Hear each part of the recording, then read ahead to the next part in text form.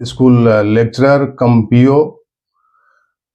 और आज जो फरसाराम जी यहाँ यूट्यूब चैनल के मार्फत, सोशल मीडिया के मार्फत ग्राम जयसला से संबंधित कुछ जानकारियां पूछने के लिए आए हैं, तो कुछ जानकारियां हम आपके साथ साझा करने का प्रयास करेंगे।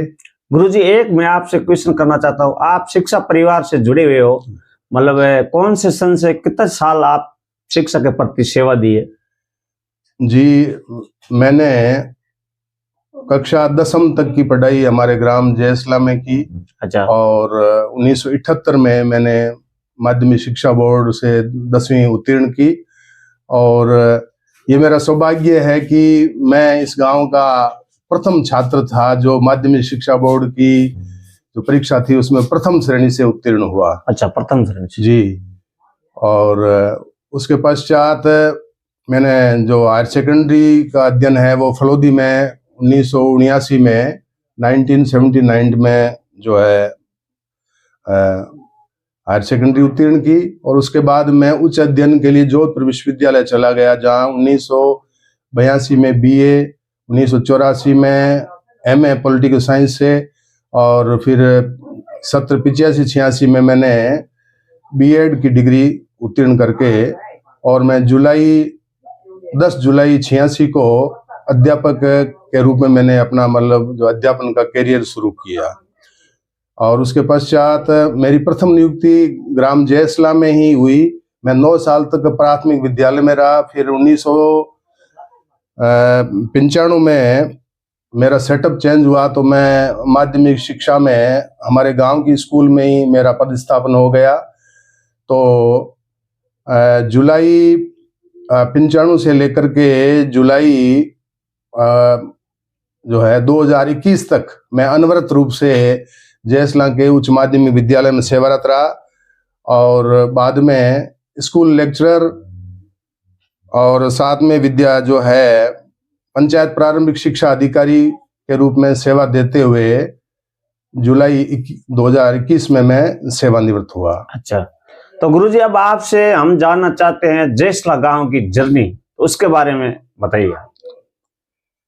जयसला गांव जोधपुर जो पुराना जोधपुर जिला है उसका और फलोदी परगने का प्रमुख गांव है।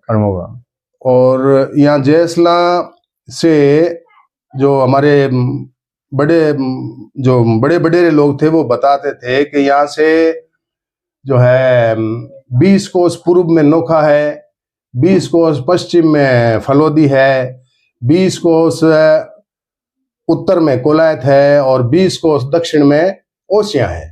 तो इस प्रकार एकदम मध्य स्थिति में जयसला बसा हुआ है। और अधिकांश जो है हमारे यहाँ जो जयसला की आबादी है वो अभी लगभग 15,000 के आसपास आबादी है। अच्छा, 15,000 का आसपास। हाँ, 15,000 की आबादी है। और जो पिछले जो चुनाव हुए थे उनके अनुसार लगभग 6,000 यहाँ मतदाता है। अच्छा। और जब पंचायत राज का जो प्रारंभ हुआ था 1959 में, तब से लेकर के जयसला ग्राम पंचायत के रूप में कार्यरत है। और पहले जो मूल जयसला गांव है उसमें ये अभी जो नोखड़ा गोदारान और नोखड़ा भाटियान है, ये दोनों ही मूल जयसला गांव के ही भाग थे। अच्छा, जयसला गांव के भाग थे। ये सभी जयसला गांव के गोदारा और जो नोखड़ा के बेणीवाड़, बाम्बू, नैन और यहाँ तक कि जो भाटी राजपूत है वो भी पहले यहाँ जयसला के निवासी थे। अच्छा। और यहाँ से कम आप देखो 150-200 वर्ष पहले यहाँ से वो जो है लगभग 150 वर्ष पहले जयसला से धीरे धीरे, क्योंकि वो पूरा जयसला गांव एक ही था, तो वो अपने खेतों के हिसाब से वहां जा के बसे थे। और वहाँ नोखड़ा गोदारान में भाई सूरो जी गोदारा और प्रहलाद जी गोदारा, अच्छा, और पूर्व में सुरजन जी गोदारा, इनकी देख रेख में वहाँ जो है कुआं खुदा, जो खुदाया उन्होंने। गोदारा का बेरा वो कहलाता है। तो वहाँ ढाणियां बसी थी, बाद में हमने खेतों के अंदर वो आबादी बन गई। इसी प्रकार फिर गांव बसे। हाँ, नोखड़ा भाटियान में भी ठाकर भौम सिंह जी थे, उन्होंने नोखड़ा वहां जाकर के गांव की छड़ी रोपी थी, और वो नोखड़ा भाटियान अभी आज राजस्व गांव के नाम से है, और ग्राम पंचायत भी है। और रही बात जयसला की, जयसला काफी ऐतिहासिक और पौराणिक गांव है। पौराणिक इस हिसाब से है कि यहाँ जो गांव की आबाद, जो गांव तलिया जिसको कहते हैं, वहाँ 3 पुराने कुएं हैं। 3 पुराने? हाँ, उनको सागरी कुआं कहते हैं। अच्छा। और आप जाके देखोगे, ताजुब करोगे, बड़े संकड़े हैं वो। और उन पुराने लोगों ने किस तरह से मेहनत करके उनकी खुदाई की थी, और उनकी जो गहराई है वो, ये अपन जो लंबा हाथ का थे इसको एक पुरुष बोलते हैं। तो पुरुष में कम से 5 या 6 फीट की लंबाई हो सकती है। तो 300 फुट तक उनकी गहराई है। हाँ। और जयसला का जो भूगर्भ है, इस भूगर्भ में आप देखेंगे कि 18 पुरुष तक तो मतलब रेत ही चलती है, पत्थर आता नहीं है। रेत? हाँ, बालू रेत चलती है, और बाद में फिर लाल पत्थर शुरू होता है। तो 18.90 या मतलब 100 फीट तक रेत चलती है, और वहां तक उस कुओं को वो बांधते थे।